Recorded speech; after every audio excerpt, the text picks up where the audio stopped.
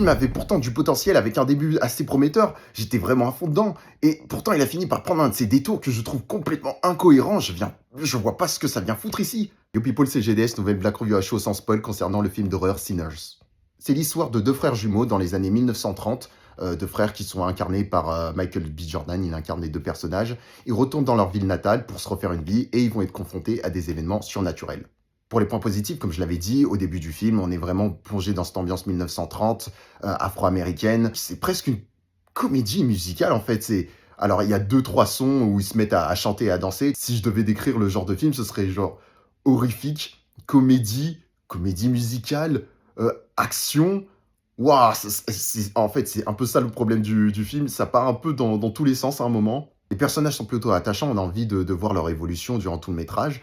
La photographie aussi est nickel. Ce ton comédie et dramatique match plutôt bien au début, jusqu'au moment fatidique. Et c'est là où on passe au point négatif. Pour les points négatifs, ça se voit que le réalisateur de ce film a été inspiré par le réalisateur de Us, Nope, que je n'ai pas aimé. Le premier film que je vais vous afficher là maintenant, que j'ai apprécié. Après les deux autres, ça part aussi dans un délire comme ça. Un début plutôt sérieux, un peu comédie.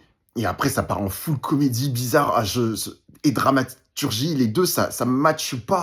En fait, j'ai l'impression que ce film, Sinners, a été produit par Disney. Parce que c'est pareil. En fait, au moment de l'arrivée des antagonistes, c'est là où il n'arrive plus à maîtriser son film. Le réalisateur de ce film ne sait pas où il va. Je ne sais pas ce qu'il a voulu nous transmettre en faisant ça. Avec ces créatures, je vous spoil pas, mais pourquoi faire? D'autant plus que c'est pas effrayant, c'est censé être un film d'horreur, mais voici, c'est horreur juste parce qu'il y a du sang. Hein. C'est en aucun cas effrayant. La première apparition de ces créatures, ça aurait pu être intéressant, mais ça ne marche pas. Il y a toujours ce ton comique avec un soupçon de dramaturgie. Oh, on comprend pas. Je ne comprends pas en plus comment ça se termine.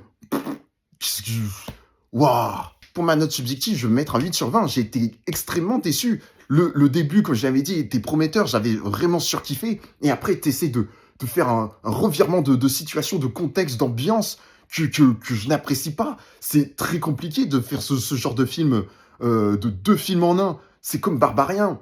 Le film Barbarian, en plus, c'était bien amené. J'avais plutôt apprécié. Mais waouh, c'est vraiment osé de faire ça. Et ça peut vachement diviser. Et là, pour moi, ça ne marche pas du tout.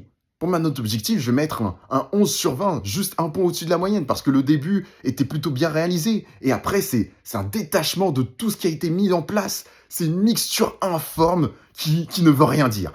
Donc n'hésitez pas à laisser un like et me donner votre avis dans les commentaires et à vous abonner pour ne rien rater. C'était GDS, on se dit à la prochaine people. Tchuss.